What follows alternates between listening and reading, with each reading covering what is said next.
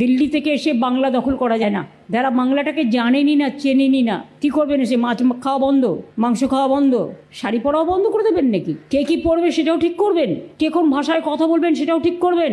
সবই তো কন্ট্রোল করে নিয়েছেন। আজকে সারা দেশে একটা একনায়কতন্ত্র চলছে। চোট বাঁধুন, তৈরি হন স্বৈরতন্ত্রের বিরুদ্ধে, স্বৈরাচারের বিরুদ্ধে, দুর্যোধন দুঃশাসনের বিরুদ্ধে। বাংলা থাকবে, তার সম্মান নিয়ে জান দিতে তৈরি আছি, জীবন দেব না। মানুষের অধিকারকে বঞ্চিত করা যাবে না।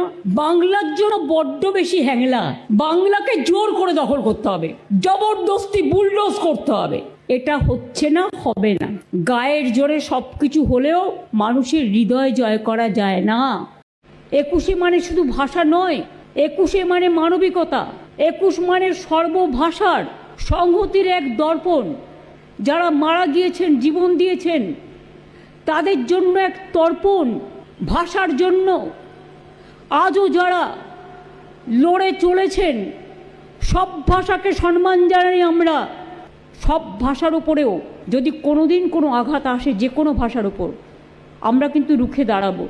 কিন্তু দয়া করে আমাদের ভাষাটাকে অসম্মান করবেন না।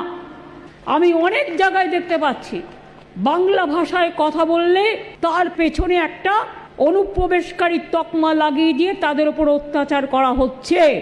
Government, one party one rule, one party one nation, one party one Tughlaqi commission, এটা যেটা চলছে। অ্যাডভার্টাইজমেন্ট দিচ্ছে চ্যানেলে, কি for free and fair election, election commission is working, we want that everybody should caste there vote. একদিকে টাকা খরচ করে জনগণের তুগলকি কমিশন প্রচার করছেন, আর অন্যদিকে গণতান্ত্রিক অধিকার হরণ করছেন। আর আমাদের যতই চেষ্টা করুন আপনি ভোট ভ্যানিশ করে মানুষকে ফিনিশ করার, ফিনিশ আপনারাই হবেন তুগলকি কমিশন।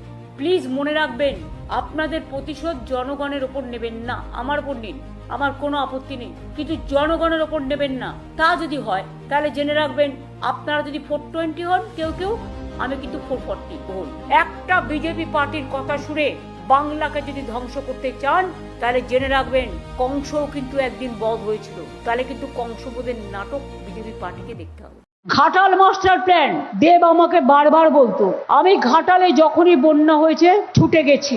ওই জল ডিবিসি থেকে এসে আরামবাগ ভাসাতো, খানাকুল ভাসাতো, ঘাটাল ভাসাতো, হাওড়া ভাসাতো।